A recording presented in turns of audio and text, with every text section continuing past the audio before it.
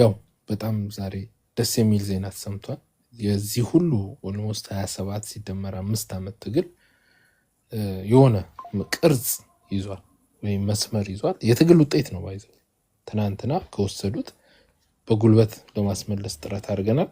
ያ ደግሞ አሁን መስመር ይዟል። ቢያንስ ለሚመጣው 5 ዓመት በአማራ ስር ይሆናል። እስካሁን 5 ዓመት በአማራ ስር ሆኖ ለ10 ዓመት እያለ ይቀጥላል ማለት ነው። እስካሁን ድረስ ዲፋክቶ የሆነ አመራር ነበር ወልቃይት ላይ ያለው። አሁን ደጆር የሆነ ወይም ህጋዊ የሆነ አመራር እየተፈጠረ ነው። ይሄ እንኳን ደስ አለ። ለዚህ ነው አሁን ኮርኔል ደመቀ ዘውዱ ሂዝ ፖለቲካል አርኪቴክት ባይ ዘ ዌይ በዚህ አሁን በአማራ ፖለቲካ ውስጥ በህይወት ካሉት ውስጥ ቶፕ ኖች የሆነ ፖለቲካ ተጫዋች እሱ ነው። የፖለቲካ ውጤቱ ደግሞ በጣም ደስ በሚል ሁኔታ ተሳክቷል። ምክንያቱም ህዋት አሁን ሰሞኑን ባትወር ኖሮ ይሄ ነገር አይከሰትም። ህዋት ባይ ዘ ዌይ ሞረሯን ውጊያ መጀመሯን እንደግፈዋለን። ደስ ነው የሚል ኦኬ ቢኮዝ የዚህ የትንኮሷ ውጤት ነው። ኦኬ ስተነኩስ ብልጽግና ፈራ። ስለፈራ አሁን ወዳለበት ዲሲሽን መጣ። የፖለቲካ ውሳኔ አይደለም ያው ነው። የፖለቲካ ውሳኔ ነው አይደለም። አንድ የፖለቲካ ውሳኔ የሚያደርገው ያው ከጀርባ ሁሌም ፌደሬሽን ምክር ቤት በፖለቲካ ስለሚታዘዝ ነው። ፌደሬሽን ምክር ቤት በዚሁ አጋጣሚ ቴክኒካሊ ከብልጽግና ጋር የሚያገናኘው ነገር ቴክኒካሊ ቢኮዝ ፌደሬሽን ምክር ቤት የሁሉም በኢትዮጵያ ውስጥ ያለው ሱፕሪም ፓወር የተሸከመው ፌደሬሽን ምክር ቤት ነው። ያ ማለት የብሔር ብሔረሰቦች ወኪል ማለት ነው። ነገር ግን ፌደሬሽን ምክር ቤት ወኪልህ የሚልከው ብዙ ጊዜ የክልል መንግስት ስለሆነ የፖለቲካ አፊሊዬሽን ያላቸው ሰዎች ናቸው የሚላኩት ማለት ነው። ከ5 ነው 7 አመራሮች አሉት። ይሄ ምንድነው ኮሚቴዎች አሉት። ሰክሰስፉሊ በምንፈልገው መልክ መጥቷል እና ህገ መንግስቱን መረዳት፣ ህገ መንግስቱን ተረድቶ ህገ መንግስቱን መተርጎም ኦኬ ህገ መንግስቱን መተርጎም ብቻ ሳይሆን ህገ መንግስቱን በደንብ መጫወት በህገ መንግስት ውስጥ ይሄንን ተጫውቶ የዛሬ 10 ምናምን ዓመት ያስገባት ወረቀት ውጤት አመጣች። እዚህ ያለው አብዛኛው አማራ ህገ መንግስቱ ወያኔ የጻፈው ነው። የወያኔ እኮ የጻፈው ህገ መንግስት ወያኔ በጻፈው ህገ መንግስት ተሸነፈ አይደል? ይገባኛል ጥያቄ ያለባቸው ቦታዎች ወደሚል መጣ። ከትግራይ ባለቤትነት ከምዕራብ ትግራይ ከደቡብ ትግራይነት ወደ ብሬክ ተደርጎ ሰንሰለት ተበጥሶ አሁን ወዳለንበት ፖዚሽን መጣ። ምርጫ ከተደረገ በኋላ ደግሞ ባይ ዘ ዌይ ምርጫ ከሪፈረንደም አይተናነስም። it's a unanimous decision። ሪፈረንደም እና ምርጫ ተቀራራቢ ነው ሚኒንጋቸው። አንድ መንግስት በዛ ማህበረሰብ በይሁንታ ከተደገፈ ኢሶሶ ሪፈረንደም ማለት ህዝብ ውሳኔ ነው። ምርጫም ህዝብ ውሳኔ ነው። ባይዘው ምርጫም ህዝብ ውሳኔ ምንድነው ኦርጋናይዝ የሚደረጉት ምርጫ ቦርድ። ህዝብ ውሳኔና ምርጫ ልዩነታቸው ምርጫ የመሪ የመምረጫ ሲሆን ህዝብ ውሳኔ ደግሞ ፍላጎት ወይም ኢንተረስት መምረጫ ነው። ግን sometimes መሪና ኢንተረስት ከንሳይድ ላይ ያደርጉ ይችላሉ ወይ ማች ላይ ያደርጉ ይችላሉ። ስለዚህ ባይ ዲፎልት ወልቃይት ላይ የተመረጠው ኃይል ኦልሞስት ሪፈረንደም ተደረገ እንደማለት ነው። ይሄ ነው ነገና ደመቀ በብልጽግና ስር ሆኖ ምናምን ሊወዳደሩ ይችላል። could be anything ግን ቢያንስ የአማራ ህዝብ በአማራ የሚመራ ይሆናል ማለት ነው። ከዛ በኋላ የህዝቡ ፍላጎት ነው። እዛ ያለው የወልቃይት አመራር ህዝብ ጥያቄ አንስቶበት ወደ አማራ ክልል እንቀላቀል የሚል ጥያቄ ካነሳ ባይ ዲፎልት ወደ አማራ ክልል ይቀላቀላል ማለት ነው። ቢኮዝ በዲሞክራሲ የተመረጠ ስለሚሆን ማለት ነው። ኦብቪየስሊ ወልቃይት ላይ ዲሞክራሲያዊ ምርጫ ይኖራል። መቼም ህዝቡ ስምረትን አይመርጥም። ኦኬ ማንም ሊመረጥ ጥረት ማድረግ ይችላል። ይሄ ነው የተከሰተው። ይሄ ትልቅ ሰክሰስ ነው። ባይዘው እቺ ምታት 3 እና 4 ፓራግራፍ ወይም አንቀጽ ያላት ጽሁፍ የአማራው የ20 ምናምን ዓመት የትግል ውጤት ናት እና ይሄን አብይ የሰጠው ምናምን አይደለም። ኢንዲድ አብይ ከጀርባ አለበት ያው ፕሬሸር ስለሚሆን ማለት ነው። ይሄ ነው። በተቃራኒ ግን ይሄ አሁን ይሄ ሲቹዌሽን ለመምጣቱ አፋብ የሚባል ድርጅት ከጠላት ጋር ተሰልፎ ጥረት ሲያደርግ ነው የነበረው። ጥረት ይሄ ውሳኔ እንደሚወሰን ይኸውላችሁ ቲፒኤልኤፎቹ መረጃ አላቸው። ይሄ ውሳኔ እንደሚወሰን ሮጦ ጦርነት የጀመሩት ያለ ምክንያት አይምሰላችሁ። የዚህን ውሳኔ ይሄ እንደሚወሰን ያውቃሉ ከውስጥ መረጃ ስላላችሁ። ስለዚህ ከተወሰነብን አይቀር በጉልበት እንያዘውና ከዛ የመጣው ይመጣል ነው ጨዋታው ነበር።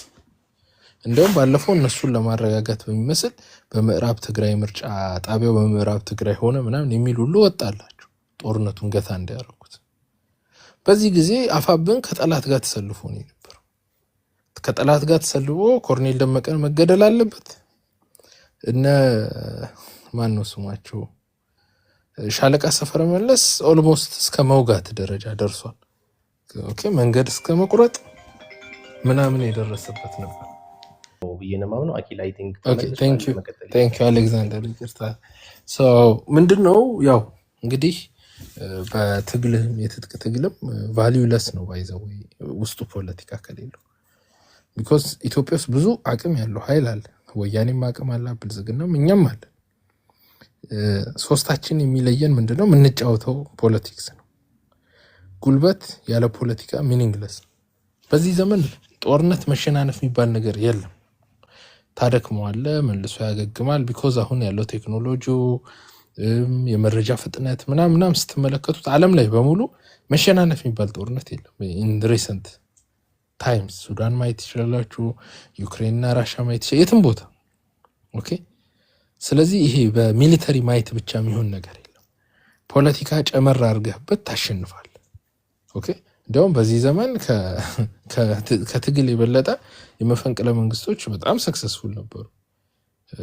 አሁን ከዌስት አፍሪካ ጀምራችሁ እስከ ኢስት አፍሪካ ጫፍ ድረስ ባለፉት 4 እና 5 ዓመታት ሰክሰስፉል የነበሩት እንትኖች ናቸው፣ መፈንቅለ መንግስቶች ነበሩ። ፒውርሊ ሰክሰስፉል የነበሩት እንደዚህ አይነት ጉልበት እንዳማራጭ አድርገህ ስትጠቀም።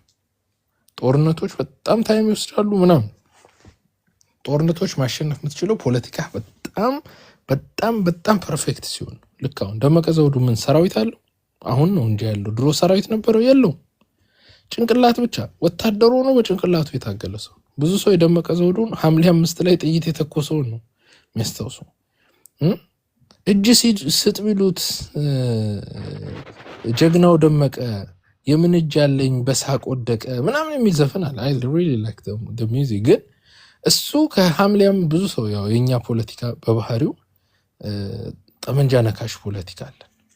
ጠመንጃ ነካሽ ማለት አሁን የኦሮሞ ፖለቲካ ኦሮሞ ስትል ጭንቅላት ላይ የሚመጣው ፖለቲካቸውን ስታስብ እንትና ነው ጀዋር ነው ጭንቅላት። የትግሬ ፖለቲካ ስትል መለስ ዜናዊ ነው የሚመጣው። የአማራ ፖለቲካ ስታይ አሁን ላይ ከፖለቲከኛ ይልቅ ሞር ፎከስ የተደረገው ሬንጀር ለብሶ ዘጭ የሚለው ነው። ጠመንጃ መንከሱ ነው የሚታየው። ኦኬ ትጥቅ ማሳመሩ ምናምን። በዚህ ዘመን ትጥቅ ብታሳምረው ምንም ትርጉም የለም። ኢሬሌቫንት። ከጭንቅላት ይልቅ ሞር ለጠመንጃ ቦታ ሰጠን። ኦኬ ጠመንጃ ደግሞ ምንም ሊያደርግ አይችልም። የሆነ ድረስ ደርሶ ይቆማል። ጠመንጃ በዚህ ዘመን ኖይዝ መፍጠር። አሁን አሜሪካ ኢራንን አስፈራራቻት በቢቱቢ ነው ምናምን በሚባል ቢቱ ሰምቲንግ ቲቢ2 ነው ምናምን ቲቢ ሰምቲንግ በሚባል ቦምበር ሁሉ መታቻት። ግን they didn't do anything። አላፈረሷትም። ኦኬ በቃ ሚሊተሪ ማይት የሚባል ነገር ዓለም ላይ የለም ከዚህ በኋላ። ዘመኑ ራሱ በሚሊተሪ ማይት ብቻ የምታሳካው የለም። ሶላባት ፖለቲክስ። ከፖለቲክስ ደግሞ የህዝብ ጭንቅላት። ለምሳሌ መከላከያ 500 ሺህ ብር አካባቢ ኢንቨስት ይደረግበት 270 ሺህ ብር የሚያወጣ ጠመንጃ ተሸክሞ ከ100 ምናምን ሺህ በላይ ወጪ ወጣበት ትምህርት ተምሮ ይመጣል። አንድ ጥይት ሳይተኩስ እጅ ይሰጣል። ለምን? እዚህ ሶሻል ሚዲያ ላይ ተጥዶ ፖለቲካ ሲሰማ ይላል። የሚታገልለትን አላማ ቶታሊ ኮላፕስ ያደርግበታል። ምክንያት አልባ ይሆንበታል። እኛ እዚህ ፖለቲካ ሲሰራ ስንት ብር ነው እናወጣው? እኔ አሁን ዛሬ ሙሉ የተጠቀምኩበት የኢንተርኔት ሜቢ 1 ሳንቲም ቢሆን ወይ 2 ሳንቲም ቢሆን ኦኬ 1 ሳንቲም ወደ ኢትዮጵያ ብር ብንቀይረው ሜቢ 2 ብር። እኛ 2 ብር አውጥተን መንግስት 500 ሺህ ብር አውጥቶ መጨረሻ ላይ ሰራዊቱ አንድ ጥይት ሳይተኩስ እጅ ይሰጣል። እኛ ኢንቨስትመንታችን 2 ብር፣ መንግስት 500 ሺህ ብር። ማን አሸነፈ? እኛ አሸነፈን። ኦኬ ለምን? ጥበብ ነው። እኛ ጭንቅላት ላይ እንጫወታለን፣ ሰዎች ሲታጠቁ ይላሉ። ጭንቅላቱን ከተቆጣጠርከው ትጥቁ እኮ ምንም ጥቅም የለውም። ሚኒንግለስ እኮ ኢሶላቦት አንተ የምትጠቀሙ ፖለቲካችሁ ፐርፌክት ከሆነ የትም ተጫወቱት ታሸንፋላችሁ። የትም ለምሳሌ ላስቀምጥላችሁ። አልበርት አይንስታይን ሲባል ሰምታችሁ የምታውቁ ይመስለኝ ብዙዎቻችሁ። የዓለም ሁለተኛው ዓለም ጦርነት በነበረ ጊዜ ስታክ አረግ ጦርነቱ፣ ሁለቱም ኃይል በቃ ተገዳድረው ተቀመጡ። ከዛ አይንስታይን 4 የምትሆን ቤድሩም ውስጥ ሆኖ በጣም ተገፍቶ፣ ከዛ ፊት ፌመስ ነበረ። ከዛ በኋላ ተጣልቶ ከብዙ ሳይንቲስቶች ጋር ከኔልስ ቦር የሚባል የኤሌክትሮን ፎርሜሽንን ይሄ ከአተም ዙሪያ ያሉ ኤሌክትሮኖች ስለነሱ ኤግዛይት ማድረግ ከአንድ ኦርቢት ወደ ሌላ ኦርቢት መዝለል ምናምን ስለሱ ክርክር ያነሳሉ እና በክርክሩ አይንስታይን ተሸነፈ። ግን ዲፕሬሽን ውስጥ ገብቶ ጥጉን ይዞ ባለበት ሰዓት ጀርመኖች በጣም እየፈጠኑ እየሰሩ ነው። አንድ ኢኩዌሽን ጻፈ 4 በ5 በሆነች ቤት ውስጥ። ኦኬ ሊያውም በጊዜው በጣም ታሞ የነበረበት ጊዜ ነው። ኢኩዌሽኗ E = mc² ትላለች። ከዚህ በፊት ማክስ ፕላንክ የሚባል ሰው ነበረ። ኢነርጂ ማስ ሲባዛ ቬሎሲቲ ወይም የዛ የሚንቀሳቀስበት ፍጥነት ስኩዌር ብሎ ኢነርጂን ማክሲማይዝ እንዴት እንደሚደረግ ምናምን አስቀምጦ ነበር። እሱ ላይ በቪ ፋንታ ስፒድ ኦፍ ላይት ጨመረ። ተጠየቀ እንግዲህ ዓለም ዛሬ አሁን ያለ ነው ይኸውላችሁ፣ ዓለም ኮሚኒስት የሆነች ናዚስት የሆነች ዓለም ትሆን ነበር። ቶታሊ ዓለምን የቀየራት ይቺ ኢኩዌሽን ናት። ጠየቁት አይንስታይን እንዴት ነው ይሄ ኢኩዌሽን ይሰራል አሉት። ፕራክቲካል ይሆናል ሲሉት ለምን ሁሉም በየዘርፉ በየሰፈሩ እየሰራ ነው የሆነ ከባድ መሳሪያ እና ሲጠይቁት it's like shooting a bird in a night time in a place where birds are rare። ይሄ ኢኩዌሽን የመስራት ቻንሱ ወፎች በሌሉበት ሀገር በጨለማ ላይ ወፍ እንደመምታት ነው ማለት የፕሮባቢሊቲው ሎ ነው ለማለት። ሶ ዛሬ ላይ በዛ ኮንሰፕት ኒኩሌር ቦምብ ተሰራ። ኒኩሌር ቦምብ ደግሞ ሂሮሺማ እና ናጋሳኪ የሚባል ቦታ ላይ ፈነዳ። ኦኬ ዓለም ሾክ አደረገ። ጦርነቱ አሜሪካኖቹ ፊት አውራሪ አሸናፊነት ተጠናቀቀ። አሁን የምታዩት ካፒታሊስት ወርልድ ከዛ ጊዜ በኋላ ተፈጠረ። ሀገራቶች ራሳቸውን ለመገንባት ወርልድ ባንክና አይኤምኤፍ ተቋቋመ። አሜሪካ ወርልድ ባንክና አይኤምኤፍን ተያዘች። አሜሪካውን ላለችበት ደረጃ ደረሰች። ዓለም አሁን ባለንበት ቦታ ላይ ተቀመጠች። ለዚህ ሁሉ የምታዩት ዓለም ላይ ያለ የኃይል አሰላለፍ ወሳኙ ሰው 4 በ5 በሆነች ቤት ውስጥ ሲጋራውን በፓይፕ እያጨሰ ኢኩዌሽን የጻፈው አይንስታይን ነው። አይንስታይን ባይኖር ኖሮ ጀርመኖች ሰርተውት ነበረ። ከዛ ተቀራራቢ ሆነ ዌፐን ጀርመኖች ያሸንፉ ነበር። ኦኬ ራሻን ይመቷት ነበር፣ ሶቪየትን ይመቷት ነበር፣ ሁሉንም ይመቱት ነበር። ኦኬ ቶታሊ ነው ዓለምን የቀየረው። እና ሐሳብ ኳሊቲ ካለው የትም ሆነ ብትወረውር ውጤት ያመጣል። ጀዋር ኦሮሞች እናንተ እንደምታስቡት እጃቸውን አጨናፍረው ዳውን ወያኔ ስላሉ ወያኔ ወደቀ የሚመስላችሁ ሰዎች ካላችሁ ተሳስታችሁ። የጀዋር ካልኩሌሽን ወያኔ ነው። የአብይ አይደለም፣ የማንም አይደለም። አብይማ ፊት ለፊት ነው የሚጋጠመው። ፖለቲካ የለም። እንዋጋ ብለው ነው። አብይ ከደበርከው የሆነ ትንሽ ከተጋፋኸው እንጋደል ነው። ኦኬ እንዋጋ ነው የሚል ጀዋር ጥበበኛ ነው፣ ሰራው። የጀዋርን ፖለቲካ ልንገራችሁ። የኛ ሰው ለፖለቲካ ክብር የለው። ኦኬ እኛ ጀግኖቻችን፣ እኛ አባቶቻችን ልጆች ነን ስንል ኃይለ ሥላሴ ሰይፋቸው አይደለም የሚያስፈራው፣ ፖለቲካቸው ነው የሚያስፈራው። በፖለቲካ ገለውህ መጨረሻ ሰይፍ አንገት ላይ ለማስቀመጥ ነው የሚመጡት። ሚኒሊክ ሰይፉ አይደለም የሚያስፈራው፣ ፖለቲካው ነው። ሚኒሊክ ጦርነቱን ቀድሞ ጨርሶት ነው። አንተ ስትዋጋ ለመሸነፍ ነው የምትዋጋው። ጦርነት በዚሁ አጋጣሚ ባይዘው ጦርነት ማሸነፍን እርግጠኛ ከሆንክ በኋላ ክሌም ለማድረግ ነው የምትዋጋው እንጂ ብሸነፍ ባሸነፍ የሚባል ጦርነት ወያኔ እንደሚያደርገው ህዝብ ነው የምታስጨርሰው። ሶላባ ፖለቲክስ ጥበብ ነው። ጦርነት ፖለቲካ ጥበብ ነው፣ የጥበብ ውጤት ነው። እና የጀዋር የሰራው ልንገራችሁ እንዴት ፖለቲካ ካልኩሌሽን እንደሚሰራ እንድትረዱት። እኛ ጠመንጃ ነካሽ ወዳጆች ስለሆነ ማለት ጠመንጃ ጥይት ሲጨርስ ይቆማል፣ ሀሳብ አይደለም። ጀዋር የህወሓትን ጥንካሬ ሲያጠና ነበር። ኦኬ የት ጋ ነው የህወሓት ስትሬንግስ ብሎ መከላከያው ነው ሲል አብዛኛው መከላከያ ኦሮሞና አማራ ነው ሰራዊት እና ደቡብ ነው ያለው። ስለዚህ መከላከያ ላይ ሊሆን አይችልም፣ ቢኮዝ አመራሮች ብቻ ናቸው። ኦኬ ሶ ዌር ፌዴሬሽን ምክር ቤት ሲል ፌዴሬሽን ምክር ቤት የብሔር ብሔረሰቦች ተወካይ ነው። ትግራይ እንደውም ደካማ ድምፅ ያላት ፌዴሬሽን ምክር ቤት ላይ ትንሽ ወንበር ነው ያላት። ኦኬ ሶ ዌር በቃ ፓርላማ ውስጥ ፓርላማ ውስጥ ሲል ፓርላማ ውስጥም እንደዚሁ በጣም 38 ወንበር ነው ያላት። ሶ ዌር አሁን ሶ ሲያይ የት ነው ያላት ሲል ሁሉንም ኢትዮጵያ ውስጥ ያለውን የሚያዘው ቦታ የት ነው ያለው? ሚኒስትሮች ካቢኔት ኦፍ ሚኒስተርስ፣ የሚኒስትሮች ምክር ቤት። ሚኒስትሮች ምክር ቤት ህግ ያረጋል ማለት ህግ ምንድነው ፕሮፖዝ ያረጋል። ፌዴሬሽን ምክር ቤት ፌዴሬሽን ምክር ቤት አልኩ። ፌዴሬሽን ምክር ቤትም የተወካዮች ምክር ቤትን ብትመጣ ፕሮፖዝ የተደረገ ህግ በሙሉ አንድ ቀን ይሄ ማለፍ የለበትም ተብሎ አያውቅም። ሁሌ እጃቸውን ነው የሚያወጡት፣ እሺ ነው የሚሉት። ሶ ተወካዮች ምክር ቤት አቅም እንደሌለው አወቅ። ሁሉም ያለው ምክር ቤቱ ጋር ነው። ሶ ይሄ ምክር ቤትስ ደግሞ ማን ነው ይሄ ምክር ቤት የሚያዘው ብሎ አጠና ሲል ኢህአዲግ ማዕከላዊ ኮሚቴ። ኦኬ ኢህአዲግ ማዕከላዊ ኮሚቴ ምን ይመስላል ቅርጹ ሲል 25% አማራ፣ ቢኮዝ የኢህአዲግ ፖለቲካ አብዮታዊ ዲሞክራሲ ነው። በደምብ ስሙ ባይዘው ስለሚጠቅማቸው ኢትዮጵያ ፖለቲካ አሁ ይሄ ነው የኢህአዲግ ፖለቲካ። በተለይ አብዮታዊ ዲሞክራሲ ነው። አብዮታዊ ዲሞክራሲ ማለት የአርሶ አደሮች ፖለቲካ።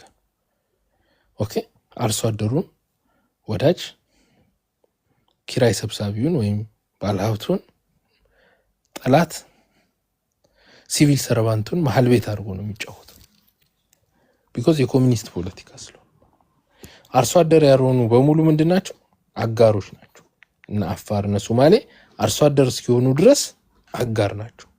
ውሃው ምኑ ተመቻችቶላቸው ወደ እርሻ እስኪመጡ ድረስ። የአብዮታዊ ዲሞክራሲ ፖለቲካው ምንድነው? ከእርሻን ወደ ኢንዱስትሪ መለወጥ ማዘመን ነው። አለቀ።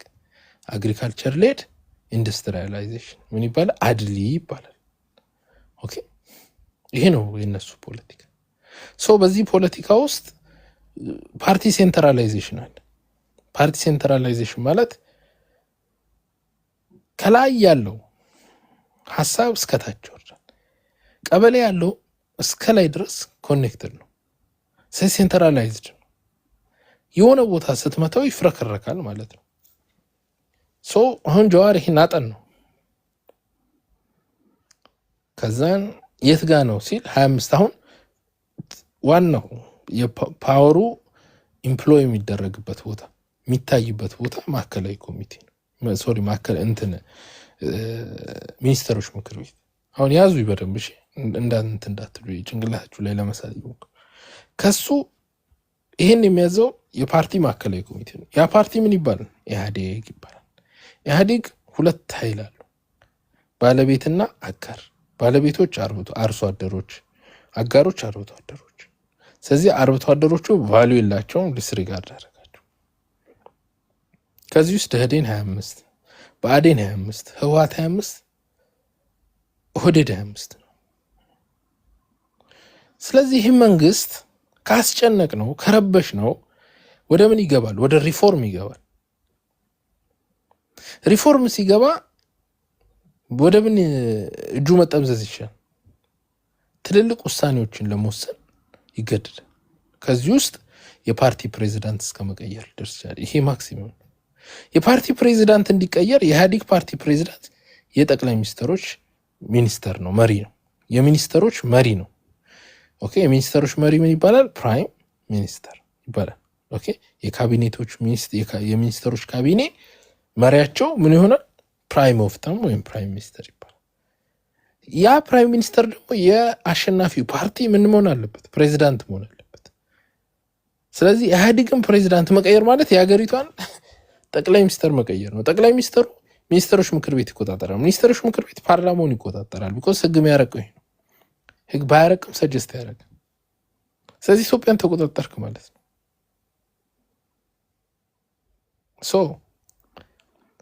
ስለዚህ አሁን 25% ነው። ኦሮማራ ብንል መጀመሪያ እናስጨንቀዋሉ። ካስጨነቅ ነው እንትና ኃይለማርያም ደሳለኝ ፕሮቴስታንት ነው፣ በእምነቱ ፕሮቴስታንት ወይ ጴንጤ ነው። ስለዚህ በሱ ያዙት። አሜሪካ ያሉ ብላክ ጎስፐል ቸርች የሚባሉ በሱ አጠመዱት። በቃ ላንተ አይሆንም፣ ኢየሱስ ተናግሯል፣ ኢየሱስ እንዳለው አንተ በዙፋኑ መቆየት የለም ምናምን ብሎ አጠመዱት። ኦኬ ስለዚህ እሱ ምን እንዲያደርግ አደረጉት? እንዲለቅ። ለመልቀቅ ግን እሱ የግድ ምን መሆን አለበት? ፑሽ መደረግ አለበት። ፑሽ እንዴት እናድርገው ብሎ ሲያስቡ በጊዜው ወያኔ ማስተር ፕላን ብሎ አወጣ። አሁን እኮ የወያኔ ማስተር ፕላን ነው ብልጽግና እየተጠቀመ ያለው ታውቃላችሁ። ወያኔ አዲስ አበባ ትሰፋለች፣ ሸገር ዞን ይፈጠራል ብሏል። ሸገር ዞን የወያኔ ፕላን ነው፣ የማስተር ፕላኑ ዞን። ዋናው ወያኔ ዛጋ መበጥበጥ ነው አላማው። ኃይለማርያም ደሳለኝ እንዲለቅ ማለት ኃይለማርያም ደሳለኝ ለመልቀቅ ምክንያት ያስፈልጓል። ኦኬ ስለዚህ ኃይለማርያም ኦልሬዲ ሰርተውታል። በቃ ኢየሱስ አልፈቀደም ብሎታል። ኢየሱስ አዲስ ሰው ይፈልጋል። እንትኑ ቤተ መንግስቱ ኢየሱስ አልተመቸውም ብሎታል። አምኗል። ሰውየው አማኝ ነው፣ ይገራገር ነው፣ ይዋሰው። ስለዚህ እሱ ግን ለመልቀቅ ደግሞ ምክንያት ይፈልጋል። ለምክንያቱ ደግሞ ኦሮሞ ማመጽ አለበት። አዲስ አበባ ዙሪያ ከኦህዴዶች ጋር ተነጋገሩና አሳመጹት። ኦሮሞች ያመጹበት ነገር አሁን አብይ እየተጠቀመው ያለ ነው። ኦኬ ማስተር ፕላን ሙሉ ሂዱና የማስተር ፕላን ዶክመንቱን አውቀዋለሁና የማስተር ፕላኑ በሙሉ ወያኔ አሁን አብይ የሚተገብረው በሙሉ ወያኔ ፕላን ያደረገችው ይሄ ግሪን ፕሮጀክት በሉት ምን አብዛኛው የነሱ ነው። እና አዲስ አበባ ትሰፋለች፣ ሰፋች አልሰፋች። ሸገር ዞን እንደ በፈር ዞን ይፈጠራል። እነሱ የጻፉት ነው። እኔ አውቀዋለሁ። ስሙ ራሱ ሸገር ዞን ነው የሚለው። ባይዘው ስም እንኳን አልቀየሩ። ከዛን አሁን አልተቃወሙም ኦሮሞች። ከዛ በኋላ ጦርነት ግርግር ፈጠሩ። ኃይለማርያም ደሳለኝ አሜሪካ ሄደና ስልጣን ይልቅ ያለው ሲል ፕሮቶኮሉ ኦልሬዲ በዛው ቀረ። እሱ ለቅ ያለው ሲል አሜሪካኖች በዛ ጊዜ የምታስታውስ ከሆነ ያማማቶ ነበረ የራሻው ወኪል ኢትዮጵያ መጡ። እንዴ የሀገራችሁ ጠቅላይ ሚኒስትር ሰዎች አስጨነቁኝ ብሎ አልመለስም ብሏል እና ምንድን ነው የምናደርገው አሏቸው። ሲሏቸው ይመለስ፣ የሚፈልገውን እናደርግላታለን። ከዛን እነሱ ኢሚዩኒቲ እንሰጣለን ማንም አይነካም ብሎ ወደ ኢትዮጵያ መጣ። ከመጣ በኋላ የጠይቃቸው ምንድን ነው? እኔ ስልጣን መልቀቅ እፈልጋለሁ፣ ካልሆነ ወደ ሪፎርም እንግባ። ስልጣን መልቀቅና ሪፎርሙን ተስማምተው ገቡ። አሜሪካኖች እነ ያማማቶ ነበር በዛ በአሜሪካ ጊዜ ልክ አንቶኒ ብሊንከን ፖዚሽን ላይ ነበሩ። ከዛን ደግሞ የራሻው ነበረ። እነሱ ተሰባስበው አስጨንቀው ወደ ሪፎርም አስገቧቸው። በሪፎርሙ የግዴታ አዲስ የፓርቲ ፕሬዚዳንት ኢህአዴግ መምጣት አለበት ተባለ። 17 ቀን ያኔ ለዚህ ኦሮማራ የምትለው ካርድ የተሳበችው ለዚህ ነው። ኦሮሞና አማራ ካለ 25% 50 ያዙ ማለት ነው። ስለዚህ ከዋጋ መገዳደር ይችላሉ። ህዋት ልክ እዚህ ጋር እንደሆነ ሲያውቁ ባን ነው ይሄ ጨዋታ ነው ሴት አፕ አድርገው ነው። ስለዚህ 25% አማራ 25% ኦሮሞ 25% ትግሬ 25 ደቡብ። ስለዚህ ወያኔ ሹናሉ እንትና ይመረጣሉ። ሽፈራው ሽጉጤ የፓርቲ ፕሬዚዳንት ይሁን ብሎ አቀረው፣ ኖሚኔት አደረጉ። ሁለተኛ ኖሚኔት የተደረገው ማን ነው? ደመቀ መኮንን። ኦኬ ቢኮዝ ድምጻቸውን ለመከፋፈል ማለት ነው። ሶስተኛ አብይ ነው። አብይ፣ ደመቀ መኮንንና ሽፈራው። ብአዴኖች 46 ወንበር ነው ይዞ የገቡት ድምጽ። ብአዴኖች መቼም ደመቀ መኮንን እያለ አብይን አይመርጡም። ከመረጡን ድምፁ ይከፋፈላል። ስለዚህ 50%ን አጎደሉባቸው። ወያኔዎች በሙሉ ድምፅ ለሽፈራው ሊሰጡ፣ ሽፈራው ውስጥ ያሉት በሙሉ ድምፅ ለሽፈራው ይሰጣሉ። ስለዚህ ቢያንስ 50% ሆነን 50+1 ሆነን እናሸንፋቸዋለን ብሎ እና አብይ ግን ኦልሬዲ በኃይለማርያም ደሳሌ በኩል እንትንን ደህዴንን ሸርሽረውታል። በዛ በኩል ድምፅ ወስደዋል። ከዛ በኋላ የአብይና የብአዴንና ኦሮማራው ኦልሬዲ ብአዴንና ኦህዴድን አንድ አድርጎታል። ብአዴኖች በቃ ኦህዴዶችን እናስመርጥ በሚል ወስነዋል። ነገር ግን ደመቀ ዘውዱ እዛ ጋር ተመራጭ ስለነበረ ደመቀ ዘውዱ እስካለ ድረስ ድምፅ ይከፋፈላል። ደመቀ መኮንን ልክ ለሻይ ሲወጡ እኔ ከምርጫው ራሴን አግልያለሁ አለ። ምርጫው እንዲካሄድ የግዴታ 3 ሰው ያስፈልጋል። የዚህ ጊዜ ገዱ ደብረጽዮን ይመረጣል። ህወሓት በሙሉ ድምፅ ኦልሬዲ ባለውን ቀጥል ብለው በሙሉ ድምፅ ሽፈራውን መረጡት። ደብረጽዮን አንድ ሰው መረጠው፣ እሱም ራሱ ደብረጽዮን። ከዛን ሙሉ ብአዴን ለአብይ ድምፅ ሰጠ፣ ሙሉ ኦህዴድ ለአብይ ድምፅ ሰጠ። 11 አካባቢ የሆኑ ደህዴኖች ለማን ነው ስሙ ለኃይለማርያም ደሳሌ ሎያሊስት የነበሩ አብይ መረጡ፣ ተሸነፉ። ሲደ ካልኩሌሽን የቄሮ እንቅስቃሴ ምናምን የምትሉት ይችን ለማሳካት ነው። ይሄን አሁን ጀዋር መጥቶ ፒች ያደርግላችሁ እንዲያርገን ቢላችሁ ኦሮማራ ብለን እንደዚህ ኦሮሞን አስነስተን ግርግር ፈጥረን ምናምን ኦልሬዲ እኮ እንትኑ ይሄ ማስተር ፕላን እኮ ታጥፏል። ወያኔች እኮ ትተነዋል ብሏል። ግን ትግሉ አልቀጠል። ዲስ ወስ ካልኩሌሽን ሂውጅ ሪስክ ሰክሰስፉል ነው ወጡ እና ጀዋር ካልኩሌተሩ ነኝ ሲል ሂ ሪሊ ካልኩሌትድ ኤቭሪቲንግ። ስህተት የለበት ካልኩሌት አድርጎት ነበር። ኦኬ ሶ ወደ ስልጣን ወደ ፓወር መጣው እንደዚህ ካልኩሌተር። ወደ ደመቀ ዘውዱም ልምጣላችሁ። ደመቀ ዘውዱ ትግል ሲጀምር 2 ነገር አላችሁ። ኦኬ የወልቃይት የማንነትና የወሰን ጥያቄ አለ። የወሰን ጥያቄ ማለት በ1984 ህዝባር 7 አዋጅ ላይ የወሰን አወሳሰን በ1967 ዓ.ም በፊት በነበረው የአውራጃ ምንድነው ቅርጽ ይሆናል ይላል። ስለዚህ ወገራን ወደ ሰሜን ጎንደር ዞን ካመጣህ በወገራ ስር ያሉ አውራጃዎች መንደሮችን በሙሉ ሰብስበት አመጣለህ ማለት ነው። ይሄ አንደኛው ነው። ይሄ የወሰን ጉዳይ ነው። ሁለተኛው ደግሞ ክልሎች ሲዋቀሩ ምን ይሆናል? ማንነት። አንዳንዱ ሰው በወሰን የሆነ አካባቢ ይሆንና በማንነት ደግሞ እኔ እንዲህ ነኝ ካለ ኩታ ገጠም ክልል ከሆንክ ወደዛኛው ትሄዳለህ። ስለዚህ ኮሎኔል ደመቀ ዘውዱ በጣም ተንኮለኛ ስለሆነ በህገ መንግስቱ ከመጻፍ በፊት ክልል በህገ መንግስት የተዋቀረ የሚመስላቸው ወያኔዎች አሉ። ሚጢጢ ወያኔ በህገ መንግስቱ ወልቃይተኛ ነው፣ በህገ መንግስቱ ወልቃይተን የገሌ ነው ያበበነ የከበደ ነው አይልም። ኦኬ ክልሎች የተዋቀሩት በክልል በሽግግር መንግስቱ የክልል አወቃቀር አዋጅ እንጂ በህገ መንግስቱ አይደለም። ህገ መንግስት በመንግስትና በህዝብ መካከል ያለን ግንኙነት ኮዲፋይ የተደረገበት እንጂ መሬት እንዲሆን እንደዛ ይሆን የሚል የለም። ህገ መንግስት ማለት በመንግስትና በህዝብ መካከል ያለ የመብትና የግዴታ ሰነድ እንጂ ክልል እንደዚህ ሆን ክልል እንደዚህ ቅብርጥሶ የሚል ምንም አይነት ፖዚሽኒንግ የለውም። ገባችሁ? ህገ መንግስቱ ይላል። የለም እንደዚህ የተጻፈ ነገር የለም። ወያኔ ዝም ብለው ራሳቸውን ሲያጃጅሉ ማለት ነው። የትግራይን ህዝብ አክቹአሊ ሲሸውዱ ደመቀ ዘውዱ በጣም መርዝ ነው። ወይዘው ፖለቲካ ይችላል። እኔ አጨብጭቤለታለሁ። ምን አለ መሰላችሁ? በሁለት ወጥመድ ነው ያደረጋችሁ። በማንነት ካለ እንግዲህ ፖለቲካውን ሲጀምር ካስታውሳችሁ እኛ አማሮች ሆነን ትግሬ ተባልን አለ። ያ ማለት የማንነት ጥያቄ እየመለሰባቸው በትግሉ ማለት አሁን የወልቃይት ሰው በቃ ትግሬ መካለል አለብህ ቢሉት እንኳን ምን ይላል? አይ ማንነት የአማራ ስለሆነ ወደ አማራ ክልል ነው፣ ማንነት ደግሞ ያ ከሆነ ወደዚህኛው ክልል የመምጣት መብት አለ።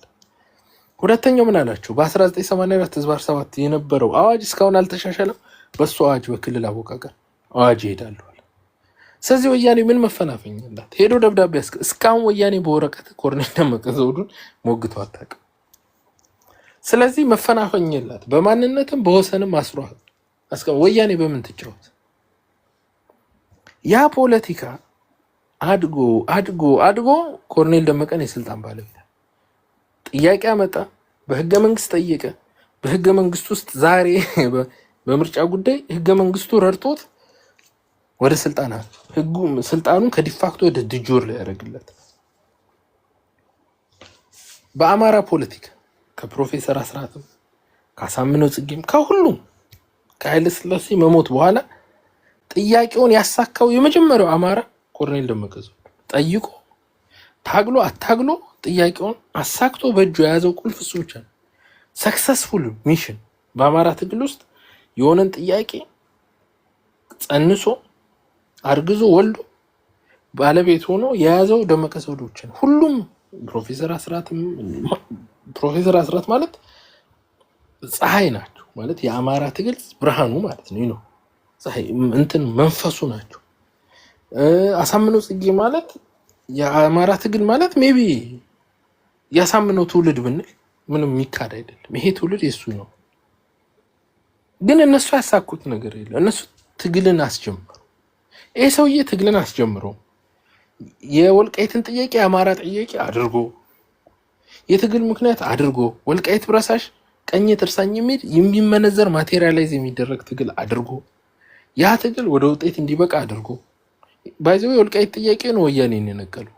አማራ ወያኔ የታገለውበት ዋናው ኮድ ኦሮሞቹ ማስተር ፕላን ሲሉ አማሮች ወልቃይት ብረሳሽ ቀኝ ጥርሳኝ ነው።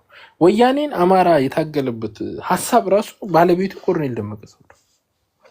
ኦኬ ባይዘው ከታች እንደውም ከፋይ ምናምን ምን አደረጉ? ከፋይ ጥይት ነው የተኮሰው። መስዋዕትነታቸውን አልክድም፣ አደንቃለሁ። ግን መሳሪያ መንከስ ነው፣ ትርጉም የለውም። ስተኩስ ማደር ትችላለህ፣ ምንም ለውጥ አታመጣም። ትሞታለህ፣ ጀግና ነው እናንተ። ሁሉም ኮሎኔል ደመቀ ከብዙ ታጋዮች ጋር የተጣለው ሰማያዊ መጽሐፍ ይዞ ታገለ። ምን የምትል ህገ መንግስት የምትል ሁሉ ሰው ጣላው። ኧረ ይሄ ወያኔ ነው፣ በህገ መንግስት ነው የሚታገለው ምናምን አሉት።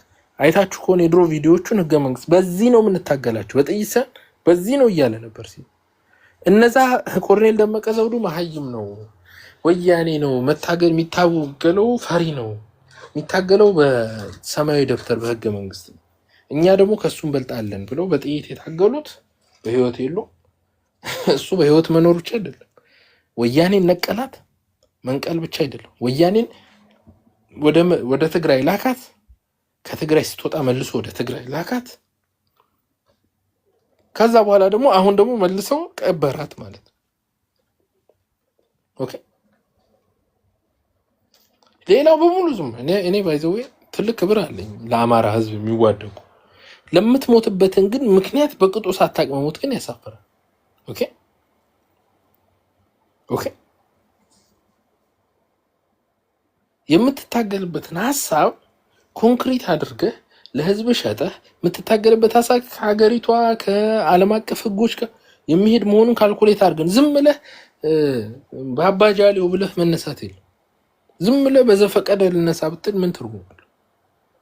ኦኬ በጉልበት ስለማይሆን ሁሉም ነገር ማለት ነው። ጉልበት ታተራምስበት ይሆናል።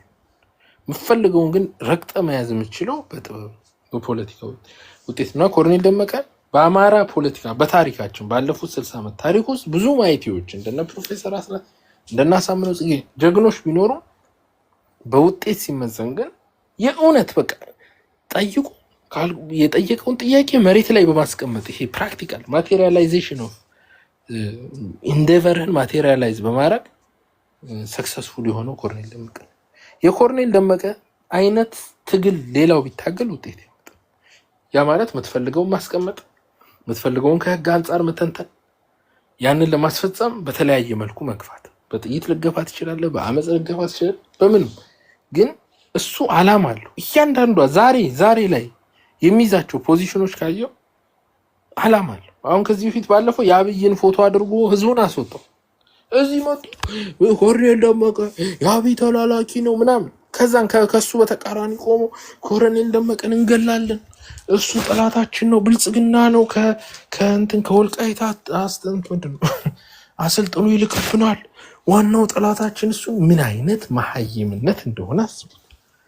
እሱ መዋጋት አለብን። በቃ ተራወጠ ኩታር፣ የፖለቲካ ኩታር። እነ ሻለቃ ሰፈረ መለስ እነ ዘመነ ምናምን ደጋፊዎቻቸው ተራወጡ። እነሱ ብቻቸው ማሸነፍ ሲያቅታቸው ወያኔ መታት ይዟለች። አቤት እንግዲህ የሰሊጥ ኢምፓየር አከተመለት። ሰሊጥ መጨረሻው ደረሰ። ሰሊጦ ምናምን ተሰደበ፣ ፎቶ ምናምን ተዘቀዘቀ ምናምን። ለምን አሸነፈ መሰላችሁ? በጭንቅላት ስለሚበልጣችሁ አለቀ። እኔ ቅድም ጀዋር ጠላት ነው፣ ግን እንትኑን ችሎታውን አልክድለት።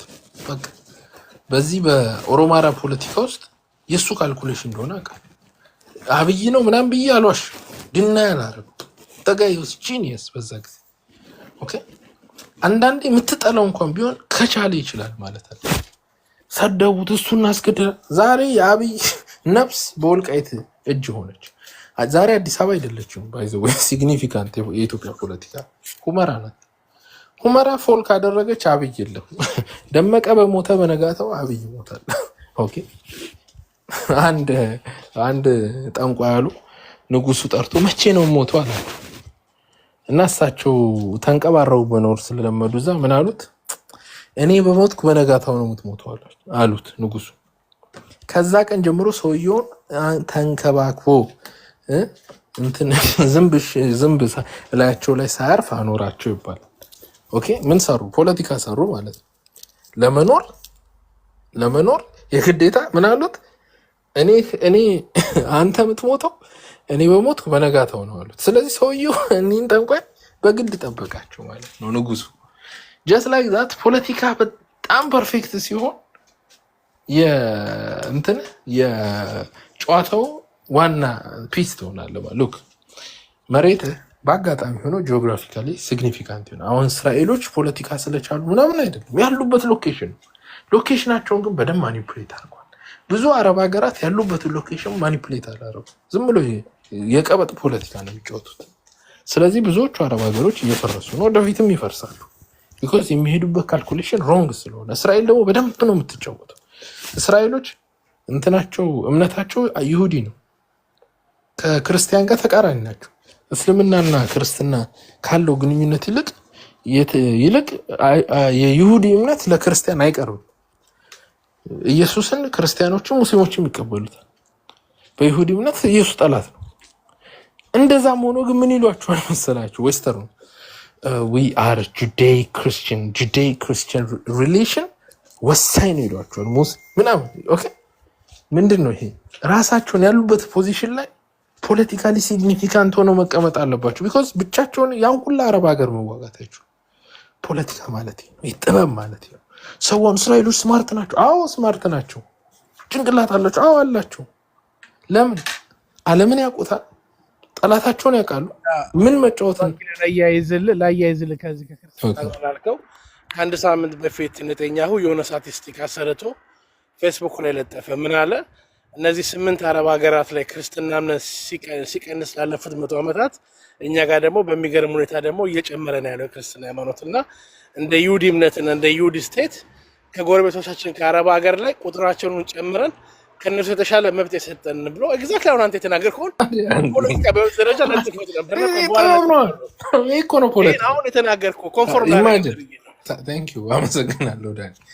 እኔ እስራኤሎችን ፖለቲካ አይችሉም ብዬ ምን ልበል? በቃ ታያር ጉድ ቆመ ነው የምታጨበጭበላቸው። በዛ ሁላ አረብ ሀገር ተከበው አንድ ሰው ጫፋቸው እንዳይነካቸው አድርጎ ፖለቲካውን አስረውታል።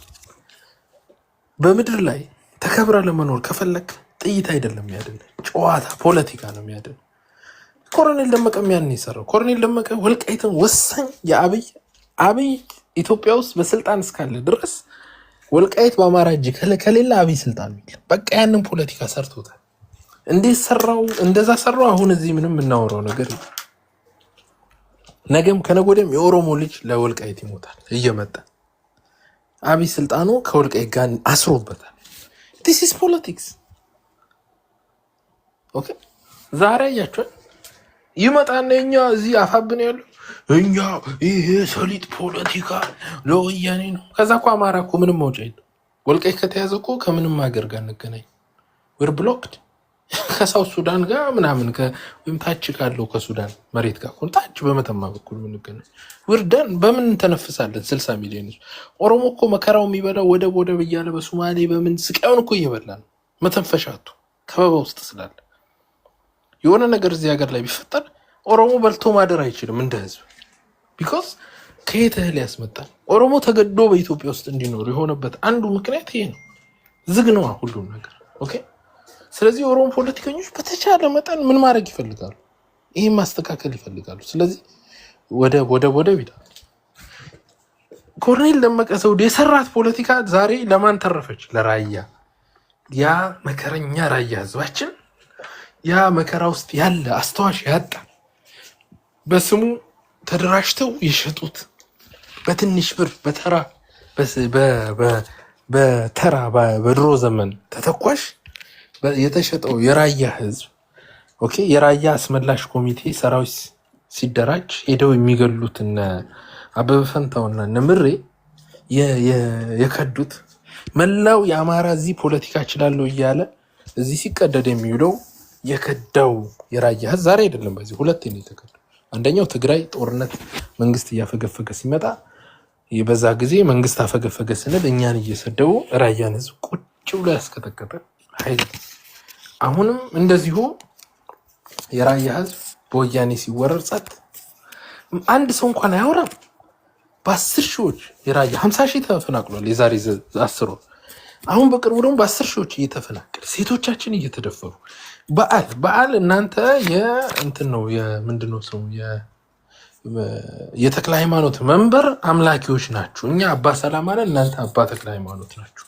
ስለዚህ ማክበር አትችሉም። ጥምቀት በአባ ሰላማ ጊዜ አይከበርም በዚህ ሰዓት ብለው አግዷቸው ጥምቀት ማክበር አቅቷቸው ከቤተ ክርስቲያን እየተጎተቱ እየወጡ አንድም ሰው የሚያወራው ይሄ የፈረደበት ዋና አማራ ብቻ። ራያ ስንል እናንተ ብልጽግና ናችሁ ለህዝባችን እኮ ድሮ ወያኔ ሄዱ ነበር። ዛሬ ቀን ወጣለት ለራያ በቃ አለቀ። ስበር ራያ በራሱ ይተዳደራል ተባለ። ብልጽግናውን በቅርቡ ያጸደዋል ራያ ለራሱ። አያችሁ ፖለቲካል ሲግኒፊካንስ ማለት ይሄ ነው። ጂኦግራፊካል ሲግኒፊካንስ ባይኖረውም ራያ አሁን ግን ምን አለን የምታስታውሱ ከሆነ እኔ እንደውም እዚሁ ቁጭ ብዬ ነው እንደዋና አማራ ስናገር እኔም ደግሞ በቃል እዚሁ ምን አልኩ? ራያ ጌታቸው ረዳ ራያን የተቆጣጠረበት ምክንያት በትግራይ ፖለቲካ አቅም ስላጠረው እሱ የራያ ልጅ ስለሆነ የራያን ኮሚኒቲ ተጠቅሞ የትግራይ ፖለቲካ ውስጥ ፓወርፉል ለመሆን ስለሆነ አብይ ፈቅዶለታል። አሁን ጌታቸው ረዳ ወደ አዲስ አበባ ከመጣ በኋላ የራያን መሬት ደብረጽዮን ይዞታል። ስለዚህ ለአብይ ደብረጽዮን ቢይዘው ስጋት ቢኮዝ ከራያ ቀጥሎ ወልዲያ ነው፣ ከወልዲያ ቀጥሎ ምንድን ነው ላስታ ነው፣ ከላስታ ቀጥሎ ደሴ ነው፣ ከደሴ ኮምቦልቻ ነው፣ ከኮምቦልቻ ደብረ ብርሃን ነው፣ ከደብረ ብርሃን አዲስ አበባ ነው። ስለዚህ አብይ ራያ ላይ ያለው ኃይል እንዲወጣ ይፈልጋል። ኦኬ። በዚህ ጊዜ አብይ ምንን እያደራጅ ነው? ሁለት ኃይል ማደራጀት ጀመረ። አንደኛው የትግሬዎቹን በስምረት የሚመራውን እንትንን አደራጅ ቲፒኤፍን። አንደኛው ቀጣይ ደግሞ ሁለተኛ ደግሞ በአማራ በኩል ማንን ማደራጀት ፈለገ? ራያ ዘብን። ትግሬዎቹ ተደራጁ፣ ይሄው እየተዋጉ ነው። ያን ያደራጁ። በእኛ በኩል ያሉት ሲደራጁ ግን 132 ራያ ዘቦችን ቀርጥፈው በሏቸው፣ ገደሏቸው። አንድ ጥይት ሳይተኩሱ ገና ስልጠና ሳይጀምሩ ገደሏቸው። አብይ ምን አገባው? ተዋዋ ሞኝ ኮንክ አለና ትግሬ ይወስዷል አለ። አሁን ነገ ስምረት የሚባለው ድርጅት አሸናፊ ሆነ ይወጣል። ትረስሚ የሆነ ከፊል ራያን ይቆጣጠራል ፖለቲካሊ ማለት በምርጫ ተመርጦ። ለምን እዛ ጋር አማራዊ ኃይል ሊደራጅ ሲል እኛ ፋኖ ካላስመለሰው በፋኖ ነው ሁሉም ነገር። ራሱ እኮ መቀመጫ የለውም እኮ ጫካ ለጫካ እየዞረ እኛ ፋኖ ነው የሚያስመልሰው፣ የራያ ጉዳይ የወልቃይት ጉዳይ ፋኖ ነው ሃንድል የሚያደርገው፣ እኛ አበበ ፈንታው ከኛ ውጪ ማንም እንቀሳቀስ አይችልም፣ ስለዚህ ይገለናቸዋል።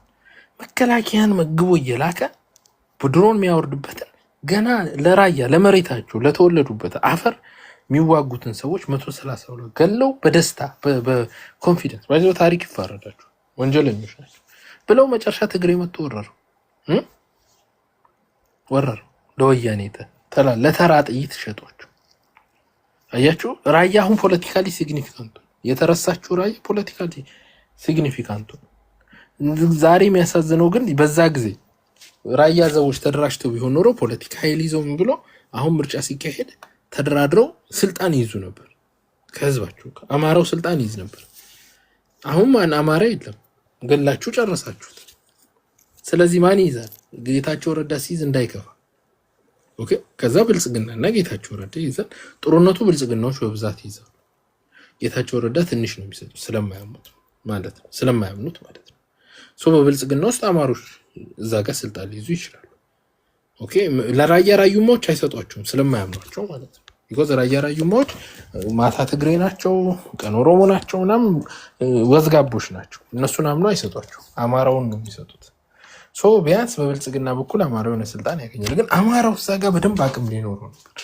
ራያ ይሄን እድል አግኝቷል፣ እባካችሁ ተዋል ናቸው። ወተን እኛን ነው የተናገረው። ራያ ጂኦግራፊካሊ ሲግኒፊካንት አይደለም ለኛ ብቻ ነው ለአማራ እንጂ ለኢትዮጵያ ፖለቲካ ለአብይ ስልጣን አይደለም። አሁን ግን ጂኦግራፊካሊም ፖለቲካሊም ሲግኒፊካንት ሆነ ቦታው። ምክንያቱም የጌታቸው ረዳና የህወሓት ኃይሎች የሚጋደሉበት ቦታ ነው። ኦኬ የግዴታ የጌታቸው ረዳ ኃይሎች የሚዋጉት የራያ አካባቢ የመዋጊያ ቦታ ሲሆናቸው ቢኮዝ አፋር ነው እነዚህ ልጆች ያሉት። የራያ መሬት መዋጊያ ሜዳ ከሆናቸው ይዋጋሉ አፋር እዛ በረሃ ላይ ከሚቀመጡ። ኦኬ ስለዚህ ሳይታሰብ ፖለቲካሊ ሲግኒፊካንት ሆነ። እንጠቀምበት ቃል በቃል ይሄን ተናግረን ረፉ እንጠቀምበት ስንል ሄደው ገደሏቸው። በድፍረት አወሩ መሀይሞች ማለት ነው። ምድረ አረቄ ሲሸጥ የነበረ አረብ ሀገር ለአረብ በድብቅ አረቄ እየሸጡ በኢሌጋል አረቄ እየሸጡ ምን ድራግ ሻጭ ማለት እኮ ድራግ ሎርድ ማለት እኮ አረብ ሀገር አረቄ መሸጥ ማለት እኮ አሜሪካ ውስጥ ድራግ መሸጥ እኮ የወንጀለኛ እኮ ስራ ነው። አረቦች ሙስሊሞች ናቸው። አረቄ ይጠጡ፣ አልኮል አይጠጡ። ኦኬ አረቄ አውጥተህ በድብቅ አረብ ሀገር ምሽጥ ከሆነ ድራግ አሜሪካ ውስጥ እንደምሽጥ ነው። ድራግ ሎርድ ናቸው። ድራግ ሎርድ ደግሞ ገንዘብ እንጂ ሌላ ምንም ነገር አይፈልግም። ኦኬ ሜንታሊቲው ገንዘብና ገንዘብን ወንጀል እየሰራ ከእምነት ውጭ የሆነ ስራ እየሰራ እነ ምሬ ይሄን ነው ሲሰሩ የነበሩት። እነ ምሬ እኮ የአረብ ሀገር ላይ ድራግ ሻጭ ነበሩ፣ ድራግ ሎርዶች ማለት ነው። እነሱን አምጥተህ ፖለቲካ ስራ አልከው፣ እሱ ገንዘብ ነው የሚታየው። ምን ችግር አለ? ወያኔ 20 ሚሊዮን 30 ሚሊዮን ከሰጠው የራያ አስፈግም ቢል ምንም አይመስልም አልን። እነሱ ቢጥሉትም የራያ ህዝብ ኮሎኔል ደመቀ ዘውዱ ድሮ የሰራት ፖለቲካ ዛሬ ከፍ አደረገችው ማለትና ዛሬ ትልቅ ሳክሰስ ነው። ጠላቶች ያፈሩበት ኮሎኔል ደመቀ ዘውዱ ያም ቢሰድበው በውጤት ዛሬ ሻይን አድርጎ የታየበት ዛሬ ሲላቀስ ጌታቸው ረዳ የለ ምን የለ ሲላቀሱ የትግሬ ፖለቲከኛ ሲያለቅስ ነው ያለው። አዎ በቃ ሰምታይምስ እውቀት በቃ ወሳኝ ነው። እውቀት አንዳንዴ ያኮራል፣ ችሎታ ያኮራል። እውቀትን ደግሞ የሚያውቀው እውቀት ያለው ሰው። እኛ ዋና አማራ እውቀት ስላለን እውቀት ያለውን ፖለቲከኛ እንለያለን። እውቀት የሌለው እዚህ ያለው ርጦ ዘመነ አቤት ፖለቲካ አቤት የጉምዝ ሚኒሻ የአማራ ህዝብ ጠላት አይደለም ብሎ አቤት ፖለቲካዋን ሰራት እኮ። የአማራ ህዝብ ንጹህ አማራ የለም እስከ ጎርጎራ ንጹህ አማራ የለም። አቤት ፖለቲካ አቤት አገቡን አሳምኖት ይገባ። ደንቆሮ ስትሆን የደንቆሮን ፖለቲካኛ ነው።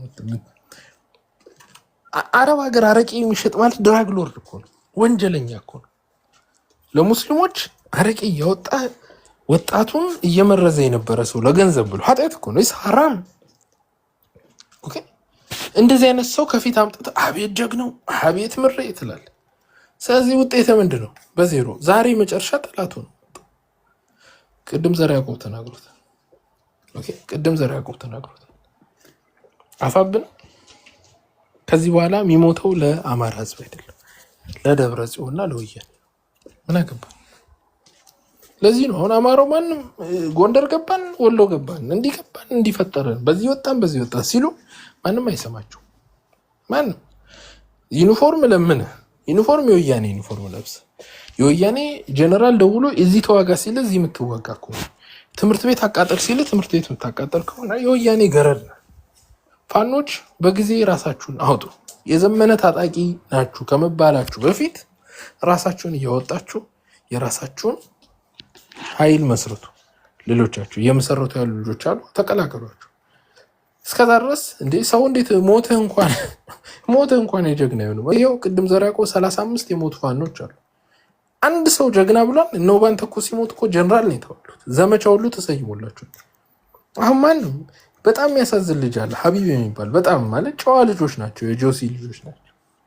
ትንሽ ልጅ ነው እሱ እንኳን ሞቶ ማንም አላወራም። ማንም የሰፈሩ ልጆች አብሮት ያደጉ ምናምን ጮሁለት። ሀቢብ አለ በጣም ጀግና ልጅ ነው። አሰልጣኝ የነበረ ተዋጊ የነበረ ልጅ ነው። በትንሽ ዕድሜ ኖባዲ ኬርድ ቢኮዝ አፋብን ከገባ በኋላ ማንም ላንተ ኬር አያደርግም። አሁንም ቢሆን ጊዜው አረፈደ ባይዘው። ምክንያቱም በአሁኑ አፋብን ይዞት የነበረው አቋም በጣም የሚያሳፍር የአማራን ርስት ለመሸጥ ከወያኔ በላይ እንደ ወያኔዎች እኮ ምንም አላሉ። ወያኔዎች እኮ አላወሩም፣ ጸጥ ነው ያሉት። ከነሱ በላይ እኮ እዚህ መጥተው ሲንቀጠቀጡ ሲንጠረጠሩ የነበሩት እኮ ወያኔዎች እኮ ሞልተው ነው ቻርጅ አድርገው የሚልኳቸው። እዚህ መጥተው እንትን ወልቃይት በቃ አበቃለት። የወልቃይት ጥያቄ አማራ ጥያቄ አይደለም። ወልቃይትና ራያ ምናምን ይባል የለም። በቃ መላው ነው። አዲስ አበባ ስንገባ ነው ሁሉም ነገር። ደግሞ እኮ የሚገቡ ይመስላሉ። ሱዳን እነሱ ወደ ሱዳን እየሸሹ አዲስ አበባ የመምጣትም ኢንተረስት እኮ የላቸው። እኔ እኮ ኢንተረስት ጋይስ ኢንተረስት ያላቸው ኢንተረስት ቢኖረው ፋኖ መግባት ይችላል አዲስ አበባ። አሁን ያለው ፋኖ ገና የራሱን ምርጥ አመራር ማምጣት አለበት። አፋብን ኢንተረስት የለው አፋብን ምንም ኢንተረስት የለው። ኦኬ የለው ኢንተረስትም የለው። አሁን አቅም የለው። ወያኔዎች መጥተው ድሮ እንትን ወልቃይት እኮ የአማራ ጥያቄ አይደለም፣ ወልቃይት የአማራ ባለሀብቶች የሰሊጥ ጥያቄ ነው አለ። ምን ይላሉ? እቺ ሀሳብ ድሮ ትዝ ይለኛል። የሰሊጥ ፖለቲካ የሰሊጥ እኛ ወያኔዎች ወልቃይት የአማራ ነው ስንላቸው አይ አማራና ትግራይ ችግር የለበትም፣ ይሄ ህዝብ ጥያቄ አይደለም። ለማንኳሰስ ጥያቄ ይሄ የሰሊጥ ፖለቲካ ነው። ይሄ የአማራ ባለሀብቶች እነ ወርቁ አይተህ ነው ምናምን ሰሊጥ ለማግኘት ብለው የሰሯት ፖለቲካ ምናምን አሉ። ኦኬ ይሄን ተሸክሞ አሁን ያለው ደንቆር መጥቶ የሰሊጥ ፖለቲካ ነው። የሰሊጥ ራሱ እኮ ነው። ምን ችግር አለ? ምንድነው የሚያስቀና ነገር አለ? ንብረቱ ነው። ቅልጥም አድርጎ ይበለዋል። ትግሬ ሲበለው እንዴ ነበር እንትን ኦሮሞ ኢንቨስተሮች ገብተዋል። ምን የኢትዮጵያ መሬት እኮ ነው። ማንም ኢንቨስት ያደርግበት መብቱ ነው። ገንዘብ ካለው ማንም ያርሰዋል። አማራም ኦሮሚያ ሄዶ እንደሚያርሰው ኦሮሞ መጥቶም ሊያርስ ይችላል። ገንዘብ ካለው ኢንቨስትመንት ፍቃድ ካለው ነው። ቅልጥም ትግሬ ነው የሚቀናው ሲበላው ስለነበረ ማለት ይበላዋል እየሸጠ ከፈለገ ቆልቶ ከፈለገ ዘይት አድርጎ ይጠጣዋል። ምን የሚያሳፍር ነው እንዴ? አዎ አማራ ለመሬቱ ለህዝቡ ለሰሊጡም ታግሏል። ሶ ዋት ሪሶርስ አይደል እንዴ? ያው ለፍቶ እኮ ነው ከመሬት ቆፍሮ የሚያወጣው መሰላችሁ እንዴ? ዘርቶ ምን ብሎ አጭዶ ምን ብሎ ምናምን መብቱ ነው። ምን ነው ትግሬ ሰሊጥ ባይዘው ልንገራችሁ ስለ ወልቃይት በረሃማ ቦታ ሰው አይኖርም። በሽታ አለ ራሱ ወባ ምናምን ይዛል። ሰው የሚኖረው ደጋማ ቦታው ወልቃይት ይሄ በረሃማ ቦታው እርሻዎቹ ያሉበት ቦታ ሰው አይኖርም። ወያኔዎች የሚኖሩት ማይካድራ ብቻ ትግሬዎች ያሉት እነሱ የትግሬን በጀነራሎች ንብረት ለመጠበቅ የሄደ ሳምረ ከሚባል ከዚህ ከመቀሌ ወረድ ብሎ ያለ ቦታ የሄዱ ናቸው። ኦኬ ሰው አይኖርም ቦታው ላይ። ስለዚህ ትግሬ ሄደው ሊያርስ ነው፣ ሰሊጥ ሊበዘብዝ ነው ሄደው። የት አለ? ለምን ትግሬ እንትን አይኖርም ታዲያ? እንደዛ ከሆነ ጠለምት ለምን አይኖርም? ለምን ወገር አይኖሩም? መጥተው ጎንደር ወርቅ ቤት ነው የሚሰሩት፣ ወልቃይት ደግሞ እርሻ ነው የሚሰሩት። ኦኬ አለቀ። ማይካድራ ምናምን ነው ያለው። ለሱዳን ቅርብ ነው፣ በዛ ይወጣሉ ወደ ሱዳን ምናምን። ኦኬ ሰው የሚኖርበት አይደለም። እዛ እኮ የሚሄዱት ቴንኪው ከታች ሳሉጊዎች ናቸው የሚሄዱት፣ አጭደው ወደ ቤታቸው ነው የሚመለሱት። ኦኬ ስለዚህ የትግሬ ፖለቲካ እንጂ ሰሊጥ ፈልጎ የመጣው የአማራ ህዝብ ሰሊጥ መጀመሪያ ማንነቱ ነው። ከዛ በኋላ ንብረቱን ይጠቀም እንጂ እንዴ ምን ኃጢአት ነው እንዴ?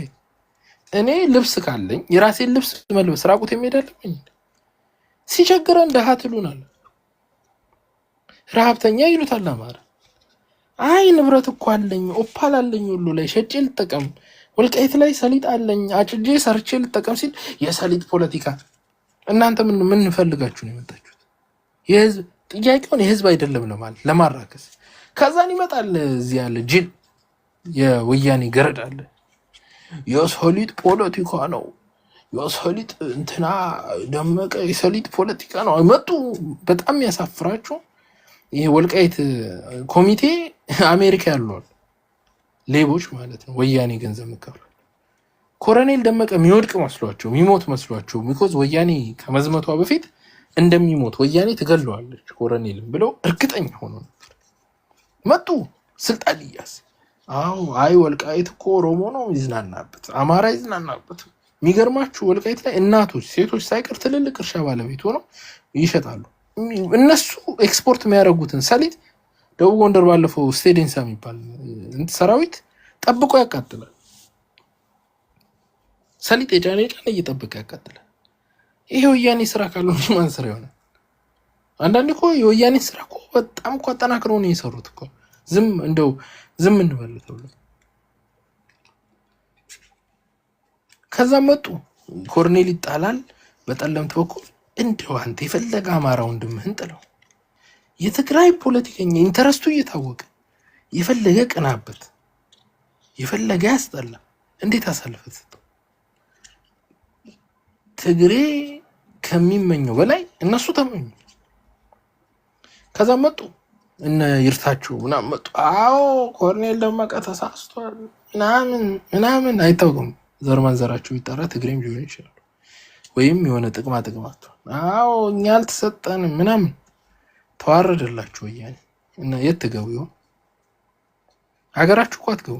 በቃ ካዳችሁት እኮ። አሁን እዚህ እነ ካፒቴን እዚህ አሉ። እና ካፒቴን ወልቃይት የወልቃይት ልጅ ነው። ኦኬ ትልቅ የባላባት ብቻውን በሱዳን በኩል ያለን ኃይል ሲገጥም ከነበሩ ቤተሰቦች የተወለደ እነ ጋሽ ይርታቸው እንዴት ነው የምትገቡት? የወልቃይትን ህዝብ እንዴት ነው የምታዩት? በጠራራ ፀሐይ ክዳችሁት ማለት ነው። ከወያኔ ጋር ከገደለው 27 ዓመት ካፈናቀለው ከሆናችሁ የራያን ህዝብ ካፈናቀለ ጋር ተሰልፋችሁ ሆናችሁ እኮ ስጨፈጭፉት እንዲጨፈጨፍ እኮ ቀን ከሌሊት ስትሰሩበት እኮ ነበር። ዛሬ ተሸነፋችሁ። ወያኔም ተዋረደች፣ በህግ ተዋረደች፣ በጥይት ተዋረደች፣ ተከባለች። አሁን ብልጽግና እኮ ከቧታል። ትንሽ ከተንቀሳቀሰች አንገቷን ይላታል። ለራሷ ተከፋፍላለች ወያኔ።